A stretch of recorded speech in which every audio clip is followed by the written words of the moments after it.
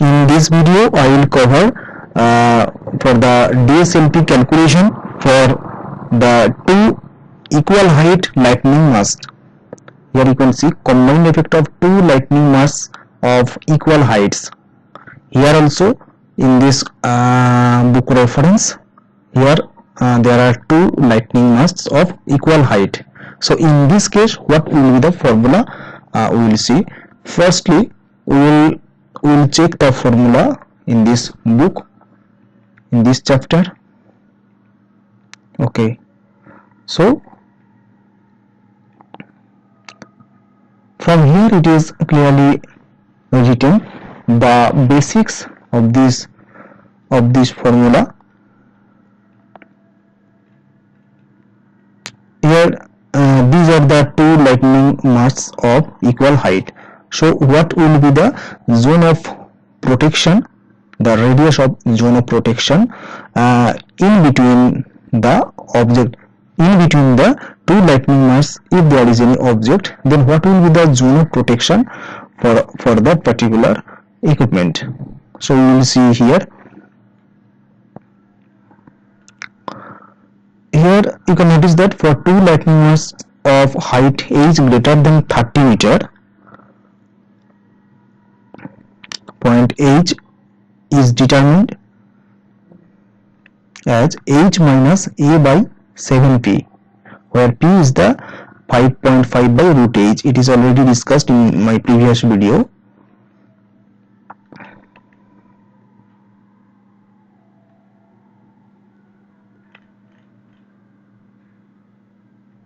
Here is the formula. Okay, let's see in the Excel sheet, it will be more clear. Here you can see, here in this diagram, here here at the center of the circle, this is LM1, lightning mast 1, and this is LM2. Suppose this is lightning mast 2. In between there is an object. In the midway of the path there is an object. We need to protect that equipment from DSLP. So what will be the zone of, what will be the radius of protection? We need to calculate. So how to calculate this? Let's see. A, small a, is the distance between the two lightning masts, which is denoted by A. Suppose here it is 63 meter apart. These two lightning masts are located. Now, considering the height of each lightning mast, H is 40.3 meter. That means H is greater than 30 meter. Level of the object to be protected, that object height, that level is 16.3 meter. The height of the object which lies midway between the two lightning masts, that is given by this formula H0 equals to H minus A by 7P. So where from this formula is coming? Let's check once again. Here is the formula H0 equals to H minus A by 7.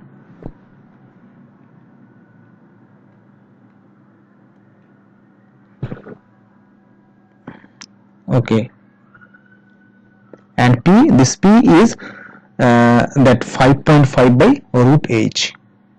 If the height is greater than, if that height is greater than 30 meter, then it will be multiplied by P, that means 5.5 by root H. So replacing the value in the equation, this value of H0 is coming as 24.889 meter.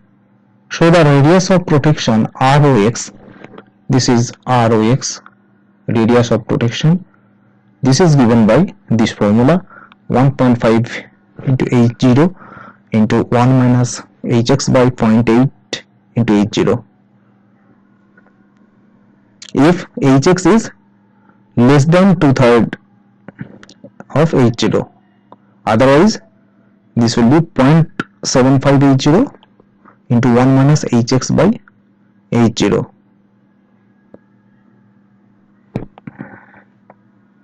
This is the formula.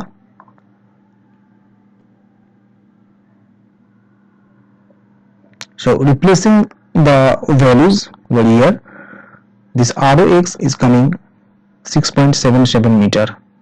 This is the ROX. So radius of protection is 6.77 meter at the level of 16.3 meter, because the level of the object to be protected is located at the height of 16.3 meter.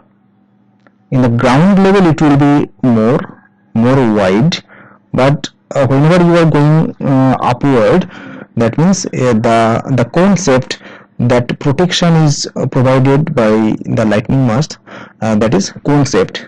Here if you see the basic, okay, suppose here, so here you can see, suppose this is your object level to be protected here.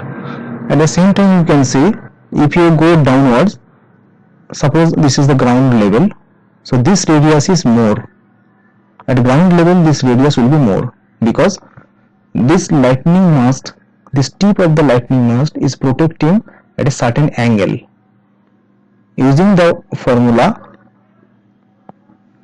the zone of protection will be narrower in case of the object to be protected if that is more, and if it is towards ground level, then if you are approaching towards ground, then the zone of protection, that radius will be more. This is the basic thing here, because you see this is the lightning mast protection provided by the lightning mast. This is concept protection.